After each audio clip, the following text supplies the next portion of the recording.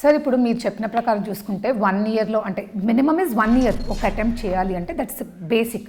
And ఆ 1 టైంలో మనము అచీవ్ చేయడం అనేది అది కూడా చెప్పేశారు. It's like very rare cases and not very అంత ఎక్సైట్ అయిపోవాల్సింది కాదు అని.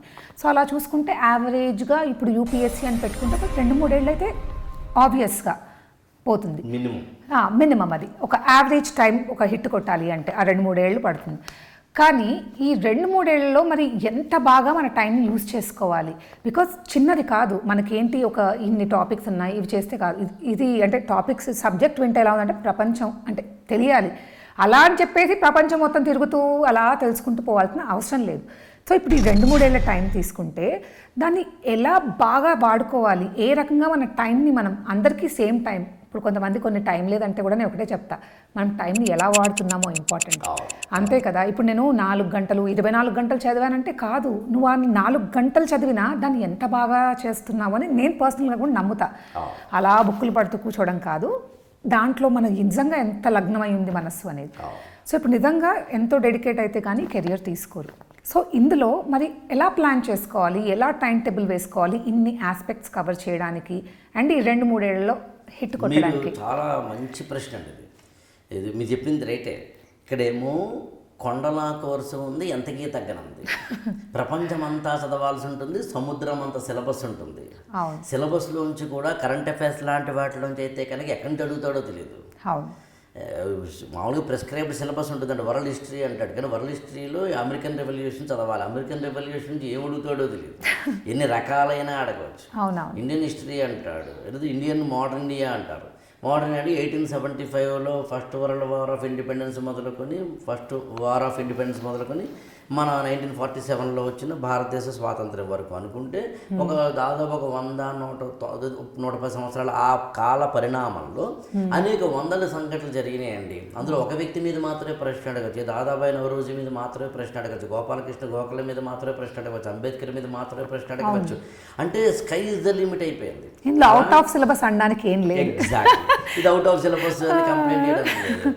సో ఇలాంటి ప్రాసెస్లో సిలబస్ ఏమో ఎక్కువ ఉండి, సిలబస్లోంచి మళ్ళీ ఏం అడుగుతాడో తెలియనితనం ఏమో ఎక్కువ ఉండి, ప్రిస్క్రైబ్డ్ సిలబస్ లాగా ఉండడం కాకుండా పైగా సబ్జెక్టులు ఎక్కువ. ఇక్కడ అన్నీ చదవాలి కదా, మ్యాథ్స్ చదవాలి, ఎకనామిక్స్ చదవాలి, ఫిజిక్స్ చదవాలి, కెమిస్ట్రీ చదవాలి, బయాలజీ చదవాలి, బయోటెక్నాలజీ చదవాలి, హిస్టరీ చదవాలి, కల్చర్ చదవాలి, పోస్ట్ ఇండిపెండెన్స్ అంటే భారతదేశ స్వాతంత్ర అనంతరం ఏం జరిగిందో చదవాలి, ప్రపంచమంతా ఏం జరిగిందో చదవాలి, నిన్న ఏం జరిగిందో చదవాలి, కొన్ని వేల సంవత్సరాల కిందట ఏం జరిగిందో చదవాలి, భారతదేశంలో ఏం జరిగిందో చదవాలి, మళ్ళీ ఆఫ్రికాలో ఏం జరిగిందో చదవాలి. ఇవన్నీ కాకుండా మనిషిలా మనం ఎలా ఎదిగామనే మీరు చెప్పిన కొన్ని సబ్జెక్ట్స్ ఉన్నాయి.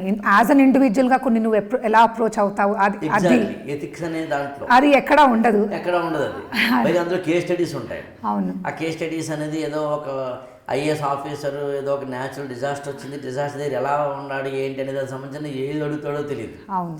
సో ఇలాంటి ఒకానొక పరిస్థితుల్లో స్టూడెంట్ కనుక తనను తాను కాపాడుకుని జాగ్రత్తగా చదివితే 2-3 ఏళ్ళ పడుతుందండి ఇక్కడ ఐఏఎస్ అవ్వడానికి. అంటిల్ అన్లెస్ డిగ్రీలోనే ఇంటర్మీడియట్లోనే ప్రిపరేషన్ స్టార్ట్ చేసేసి కనుక ఏ కారణం చేతనైనా డిగ్రీ అయ్యే సమయానికి మొత్తం ప్రిపరేషన్ అయిపోయి మంచి సాయుధమైన సైనికుడిలాగా ఉండి అటెంప్ట్ ఇస్తే తప్ప, వాళ్ళే కదా ఫస్ట్ అటెంప్ట్లో అవుతున్నారని మనం చెప్తున్నాం. అవునవును. లేదా అపారమైన ఐక్యూ ఉంటే తప్ప, మహా తెలివితేటలు ఉంటే తప్ప. బట్ ఒక జనరల్ స్టూడెంట్కి 2-3 ఏళ్ళు పడుతుంది కదా, నువ్వు కొంచెం అజాగ్రత్తగా ఉంటే అది ఇంకొక 2 ఏళ్ళు అయిపోతుంది. అంటే 4 ఇయర్స్, 5 ఇయర్స్, 6 ఇయర్స్ కూడా అయిపోయిన అన్నారండి ఇక్కడ. 5-6 ఏళ్ల పాటు ఒక ఎగ్జామినేషన్ కోసం మాత్రమే కూర్చోవాల్సిన పరిస్థితి ఏర్పడింది అంటే ఊహించండి ఎంత కష్టమో. చాలా. ఇలాంటి ఒకనొక పరిస్థితుల్లో కాపాడేది ఏదైనా ఉంది అంటే ప్లానింగ్ అని. నేను ఆ ప్లానింగ్ని మీకు చెప్పేందుకు ఏం చేస్తానంటే హడావుడిగా చెప్పకుండా కొంచెం అరటిపండు ఒలిచి నోట్లో పెట్టినట్టు చిన్నపిల్లలకి చెప్పినట్టు చెప్తాను. స్టెప్స్గా. స్టెప్ నెంబర్ 1, రోజుకి ఎన్ని గంటలు నువ్వు చదవగలవో డిసైడ్ అవ్వు. కొంతమందికి రోజుకి 8 గంటలు దొరుకుతుందండి. నేను మాట్లాడుతుంది యావరేజ్. ఓ రోజు 12 గంటలు చదివి, ఓ రోజు 10 గంటలు చదివి, ఓ రోజు 2 గంటలు చదివి అలా కాదు. ఓకే. యావరేజ్న రోజుకి 8 గంటలు దొరుకుతుంది కొంతమందికి, కొంతమందికి 10 గంటలు దొరుకుతుంది కొంచెం శ్రద్ధ పెట్టి చదివే పిల్లలైతే, అవును. కొంతమందికి 6 గంటలు దొరుకుతుంది.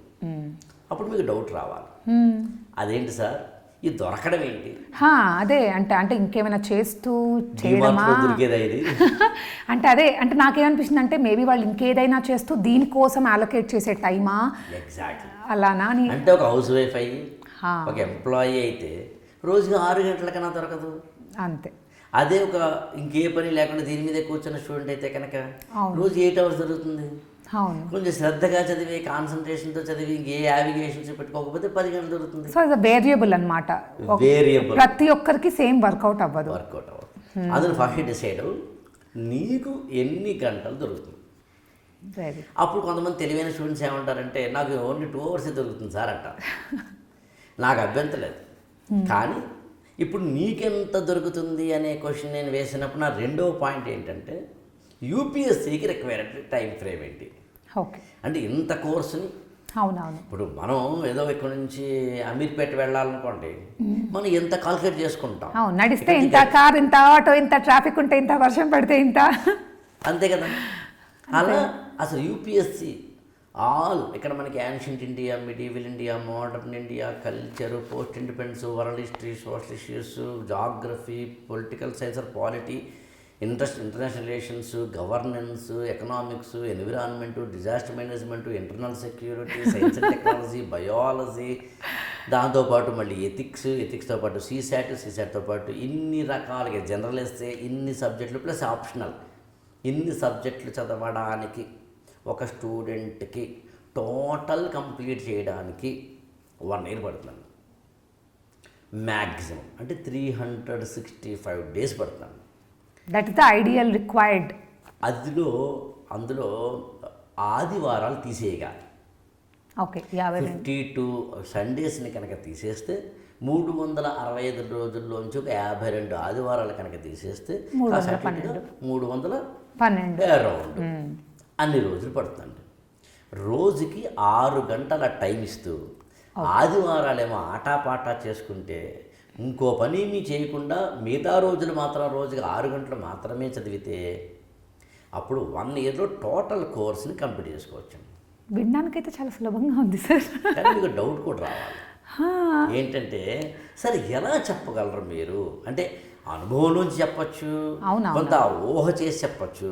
అందులో నేను ఏం చేశానంటే నేను మీతో మాట్లాడే ప్రతిదీ నేను నిజంగా అలా చెయ్యొచ్చా లేదో ఒక టైం టేబుల్ గీశాను. ఓకే. ఈ టైం టేబుల్ ఏంటంటే 365 daysలో ఆదివారాలు తీసేయగా ఆ మిగిలిన 310 daysని కనుక ఒక్కసారి కాల్కులేట్ చేసుకుంటే ఏది ఎప్పుడు చదివితే ఇందులో ఈ 2 పేజీల టైం టేబుల్ కనుక చూస్తే మొత్తం సివిల్ సర్వీసెస్ ప్రిపరేషన్కి సంబంధించిన టోటల్ కంప్లీట్ అయిపోతుంది. ఓకే. ఆ తర్వాత రివిజన్ కూడా ఇలాగే చేసుకుంటావు. రివిజన్కి తక్కువ టైం పడుతుందిగా, ఆబ్వియస్లీ. ఇప్పుడు ఒకసారి చదవడానికి ఎక్కువ టైం పడుతుంది. నేను ఏం చేశాను దీన్ని అంటేనండి, అందుకు నేను చెప్పాను కదా మెల్లగా చెబుతాను అన్నాను. స్టెప్ నెంబర్ 1 ఏమన్నాను, నీకు 6 hours per day 365 days, అందులో 52 Sundays తీసేయి. దానికి నేను ఒక ప్లాన్ గీశాను. Day 1 నుంచి ప్లాన్డ్గా ప్రిపేర్ అవ్వడము, ప్లాన్డ్గా ప్రిపేర్ చేయడం అనేది నాకు అలవాటు అండి. నేను క్లాసెస్ అంటే బిగినింగ్ డేనే నేను ఎప్పటికి ఎండ్ అవుతుందో కూడా కోచింగ్ చెప్తాను. పలానా డేకి ఎండ్ అవుతుంది అని నేను ముందు ప్లాన్ రాసుకుంటాను. నేను అంటే ఏ క్లాసు ఏ రోజు చెప్పాలి అనే దానికి సంబంధించి ఒక టైం టేబుల్ వేసుకుంటాను నేను. ఏ రోజు ఏ టైం టేబుల్, ఇదంతా నా ఎక్కడంటే ఏ రోజు కోచ్ యాజ్ ఏ టీచర్ కానండి, ఫ్యాకల్టీ కానండి, కోచ్ కానండి, నేను ముందు రాసుకుంటాను. సో ఇట్లా చూసినప్పుడు మనకి 365 రోజుల 1 year దాటకుండానే ఆదివారాలు నువ్వేమో రెస్ట్ తీసుకుంటుంటేనే ఇక్కడ చిన్న లాజికల్గా అప్లై చేద్దాం. హౌస్ వైఫ్స్కి ఆదివారాలు చదవలేరు, మిగతా వాళ్ళు ఆదివారాలు కొద్దిగా స్పెండ్ చేయాలనుకుంటారు, వారం అంతా చదివేశారు. ఎంప్లాయీస్కి ఆదివారం పెద్దవారం, అందులో ఎంప్లాయీస్ ఆదివారం కావాలంటే ఎక్కువ వినియోగించుకోండి. మిగతా వారాలు మిగతా రోజులు ఓ రోజు ఆఫీసులో మీకు ఇబ్బంది ఉన్నా అలాగే మిగతా రోజుల్లో హౌస్ వైఫ్స్ ఎక్కువగా టైం సంపాదించుకోవచ్చు. ఎందుకని ఆయన పొద్దున వాళ్ళ పనులు అయిపోతాయి కాబట్టి పిల్లలేమో స్కూల్కి వెళ్ళిపోతే ఒక్కోసారి అసలు హస్బెండ్ ఏ కారణం చేతనైనా అవుట్ ఆఫ్ ఏదో అంటాం కదా, డ్యూటీ మీద ఏదైనా వెళ్ళినప్పుడు, అవుట్ ఆఫ్ స్టేషన్ వెళ్ళినప్పుడు, పిల్లలేమో ఏదో చుట్టాలంటికి అక్కడికి వెళ్ళినప్పుడు you are getting much more time. ఆ టైం నువ్వు పేరెంటానికి వెళ్తాను, పెళ్ళిళ్ళకి వెళ్తాను నేను చేసేదేం లేదు. లాజిక్ అది. సో అలా అనుకున్నప్పుడు ఒక 1 year ప్రోగ్రామ్ని నేను డే 1, డే 2, డే 3 అని వేశాను. ఇది 1 day ప్రోగ్రామ్, వన్ సింగిల్ పేజీలో ఉన్న 365. నేను ఇది వేయడానికి ముందు ఏం చేశానంటే, మీరు చెప్తే ఆశ్చర్యపోతారు, ఇలా వేశాను యాక్చువల్గా. అంటే day 1, day 2, day 3, day 4, day 5, day 6 అని చెప్పి ఇలా 365 వరకు వేశాను. లాస్ట్లో ఎందుకు ఖాళీ ఉంటుందంటే 52 ఆదివారాలు ఖాళీ ఉన్నాయి. సో అలా నేను ముందు ఏం చేశాను, ఎప్పుడు హిస్టరీ ఎప్పుడు చదవాలి, ఎకనామిక్స్ ఎప్పుడు చదవాలి, పాలిటీ ఎప్పుడు చదవాలి, జాగ్రఫీ ఎప్పుడు చదవాలి, ఎన్సీఆర్టీ ఎప్పుడు చదవాలి, ఏ ఎన్సీఆర్టీ బుక్ ముందు చదవాలి, ఏ తర్వాత చదవాలి, ఇలాంటి వాటికి సంబంధించిన టోటల్ వేశాను. నేను ఇంకోటి ఏం చేస్తానంటే, ఈసారి ప్రత్యేకంగా ఒక ప్రయోగం చేస్తున్నాను. ఏంటంటే చెప్పండి, దీని అంతటిని 365 పేజీలుగా డైరీగా రాసేస్తున్నాను నేనే. ఓకే. అంటే ఉదాహరణకి ఇప్పుడు నేను ఓపెన్ చేస్తుంది డే 269. ఆ రోజు ఏం చదవాలంటే జాగ్రఫీలో 12th క్లాస్లో 3rd లెసన్ చదవాలట. ఆ రోజు ఏ క్లాస్ వినాలంటే ఎథిక్స్లో 27వ క్లాస్ వినాలట. మళ్ళీ ఆ రోజు చేసిన today's my 3 mistakes, today's my 3 plans and tomorrow's my 3 plans. అంటే ఆ రోజు ఎంత కాదనుకున్నా 3 మిస్టేక్స్ చేస్తే ఏమో రాసుకోవాలి. ఆ మర్నాడు ఏం చేయాలో గుణపాఠాలు రాసుకోవాలి. ఆ రోజు స్కోర్ 10కి ఎన్నేసి రాసుకోవాలి. మళ్ళీ కిందన ప్రతిరోజు కొటేషన్ పెట్టాను నేను. Everyday quotation. మనం గెలిచినప్పుడు నలుగురు పొగిడేవాళ్ళు, ఓడినప్పుడు నలుగురు వెన్నుతట్టి ప్రోత్సహించేవాళ్ళు, లేనప్పుడు ఎంత సంపాదించిన ఎంత పోగొట్టుకున్నా పెద్ద తేడా ఉండదు. అలా ప్రతిరోజు ఒక్కొక్క కొటేషన్ పెట్టాను. అంటే ఒక విధంగా చెప్పాలి అంటే, ఒక స్టూడెంట్ ఈ ఒక్కటైతే యాక్చువల్గా ఇది నేను రఫ్ కాపీ అండి, ప్రింట్ చేసి స్టూడెంట్కి ఇస్తాను నేను. That's what the template is like. చాలా బాగుంది. మన చెప్పాలంటే డైరీ అండి, ప్రింటెడ్ డైరీ. నువ్వు ఏ రోజు ఏం చెయ్యాలో, ఏం చదవాలో, ఏం చదవకూడదో, ఎలా చదవాలో, మేము ఎప్పుడు ఏం మెటీరియల్ ఇస్తామో, ఎవ్రీథింగ్ సెట్ రెడీ అని. That's what you have to just keep updating the status. దాంట్లో ఉన్నది మీరు ఒక్కొక్కటి చేస్తూ వెళ్ళడం. ఇంతకన్నా ఇప్పుడు ఇలా ప్లానింగ్ చేసుకున్నప్పుడు అందుకే మెంటార్ అనే పదాన్ని పదే వాడడానికి కారణం అదే. హౌ టు అనేది important. How because that's what మీరు ఇన్నున్నాయని ఐడెంటిఫై చేయవన్నీ అయ్యింది. కానీ వాళ్ళు ఎలా చేయాలి, ఎస్పెషల్లీ టైం అనేది యూటిలైజ్ చేయడం, దానికి నిజంగా చాలా ప్లానింగ్. చాలా ఇప్పుడు మీ ఎక్స్పీరియన్స్తో మీరు ఇంత సింప్లిఫై చేశారు. అదర్వైజ్ కొన్ని చదవక్కర్లేనివి నేను కట్ చేస్తాను, కొన్ని చాప్టర్లు చదవక్కర్లేనివి కట్ చేస్తాను. అది మేము మాత్రమే చేయగలం. అది మామూలు ఎన్సీఆర్టీ పుస్తకం అంటే అన్ని చదవాల్సిన అవసరం లేదు. ఎన్సీఆర్టీ పుస్తకంలో కూడా అన్ని చాప్టర్లు చదవాల్సిన అవసరం లేదు. ఎన్ని చాప్టర్ చదవాలో, ఎన్ని చాప్టర్ చదవకూడదు అనే క్లారిటీ ఆల్రెడీ మేము అది చదివి ఉంటాం కాబట్టి ఇది అక్కర్లేదు అనుకుంటాం. కాబట్టి అంటే ఏం చదవాలో, ఏం చదవకూడదు అనే ఒక 365 రోజుల ప్లాన్ కనుక నీకు యాజిటీస్గా నీ చేతిలో ఉన్నట్లయితే నువ్వు ఏ పని చేయట్లేదు. దీన్ని రోజు ఓపెన్ చేస్తావు. ఆ మర్నాడు ఏం చదవాలో కూడా ఆల్రెడీ రెడీగా ఉంది అక్కడ. ఆ మర్నాడు ఏం చదవాలి, ఇట్ ఇస్ రెడీ. జస్ట్ నువ్వు చదువుకుంటూ వెళ్ళిపోతే అప్పుడు టైం సేవ్ అవుతుంది. అప్పుడు రోజుకు 6 గంటలు చదివినా చాలు. అందులో ఏం చేశానంటే, per day session 1, session 2, session 3 అని సెషన్ 4ని ఆపాను. ప్రతి సెషన్ 1.5 hour నుంచి 2 hours ఉంటే సరిపోతుంది. కొన్ని ఏమో 1.5 hour ఉంటాయి, కొన్ని 2 hours ఉంటాయి. సో 2 hours ఉంటే కనుక 8 hours, 1.5 hour ఉంటే కనుక 6 hours. మరి లాస్ట్ సెషన్ ఏం చేశాను అంటే, నేను ఎవ్రీడే కొంత అసైన్మెంట్ ఇచ్చుకుంటూ వెళ్తా. ఆల్రెడీ ఇదేమో ప్రింటెడ్, నువ్వు చదవాల్సినవి చెప్పేశాను. అదనంగా నేను ఇవ్వాలో కూడా క్వశ్చనింగ్ పెట్టుకున్నాను అనమాట. మరి 1 year పాటు నాతో జర్నీ చేయండి, తాడో కూడా తేల్చుకుందాం. ఏం చదవాలో నేను చెప్తున్నాను, ఎలా చదవాలో నేను చెప్తున్నాను, క్లాసులు నేనే ఇస్తాను, మెటీరియల్ నేనే ఇస్తాను, బుక్స్ ఏం చదవాలో చెబుతున్నాను, ఆల్రెడీ ప్రింటెడ్ టైం టేబుల్ ఇస్తున్నాను. నాకు తెలిసి ఇలా ఎవరైనా కనుక ఒక స్టూడెంట్ రోజుకి 6 గంటల చొప్పున లేదా 8 గంటల చొప్పున, ఎంప్లాయీ అయినా సరే, హౌస్ వైఫ్ అయినా సరే, నార్మల్ స్టూడెంట్ అయినా సరే, తమ జీవితంలో 365 రోజుల్లో 52 ఆదివారాలు తీసేసి మరి, అంటే ఆదివారాలు హాయిగా చికెన్ తిను, మటన్ తిను, ఎంజాయ్ చేయి, సినిమా చూడు, అంతే. అయిపోయిన తర్వాత నువ్వు 6 రోజుల పాటు చదువుతున్న దాంట్లో ఆధారం చేసుకుంటే. బట్ ఇంకోటి సెమిస్టర్ వేశాను దీనికంటే. Semester 1 62 days, semester 2 68 days, third semester 37 days, 4th semester 65 days, 5th semester 93 days, 6th semester 33 days. అంటే ఎవ్రీ సెమిస్టర్ అయిన తర్వాత Progress. ఒక చిన్న క్వశ్చనింగ్ ఇచ్చాను, హాయ్ రిలాక్స్, సెమిస్టర్ వైజ్ వెళ్తున్నావు కాబట్టి కొండల కోర్సు ఉంది, ఎంతకీ తగ్గనుంది, ఏంది రో ఇంత గొడవ భయపడాల్సిన అవసరం లేదు. ఒక 5-6 kgల బస్తా మీ భుజం మీద పెట్టి గ్రౌండ్ ఫ్లోర్ నుంచి 8th floor వరకు ఆగకుండా వెళ్ళమంటే కష్టం అండి. ఏ ఫ్లోర్కి ఆ ఫ్లోర్ ఆగి వెళ్ళు అంటే ఈజీ. అందుకని సెమిస్టర్ పద్ధతిలో చేయడం మొదలుపెట్టాను. ప్లస్ ఇంకొక వెరీ వెరీ క్రుషియల్ పాయింట్ ఇందులో ఏంటంటే లాస్ట్ సెమిస్టర్ని ఖాళీగా విడిచిపెట్టానండి.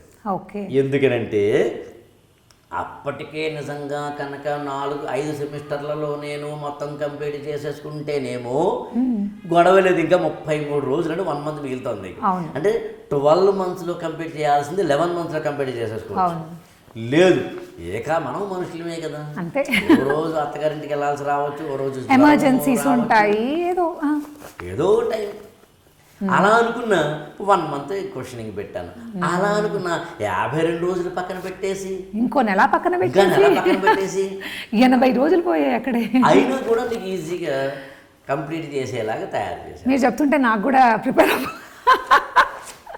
అదే అన్నీ రెడీగా ఉన్నాయి, ప్రిపేర్ అయిపోదామా అన్న లాగా ఉంది. అందుకే అసలు యాక్చువల్ గవర్నమెంట్ పర్మిట్ చేస్తే మనకి ఇప్పుడే రాయాలనిపించే అంత ఎనర్జీ కలుగుతున్నాను కదా. కానీ దీని వెనక మీది చాలా ఎఫర్ట్ ఉంది కదా, యాజ్ అ కోచ్ మీది ఇన్ని ఇయర్స్ ఎక్స్పీరియన్స్. నేను గత 6 నెలలుగా దీని కూర్చున్నాను. ఈ 6 నెలలు కాదు కదా సార్, ఇంకా ఎన్నో ఏళ్ళ తరబడి మీరు చేస్తున్నది అంతా మీరు కుదించారు. గత 25 ఏళ్ళ ఎక్స్పీరియన్స్ని గత 6 ఏళ్ళుగా పేపర్ని పెట్టి రాసి కొట్టేసి ఇలా కాదు ఇలా చేసి ఇలా కాదు ఇలా చేసి ఇలా కాదు ఇలా చేస్తే ఇది వచ్చింది, ఒక టెంప్లెట్ వచ్చేసింది. అదే అంత కుదించారు, మీ అనుభవాన్ని మొత్తం ఒక పేజీలోకి కుదించేశారు. ఎగ్జాక్ట్ సింపుల్ చెప్పాలంటే అదే అంటున్నాను, అది మామూలుగా చేయలేము.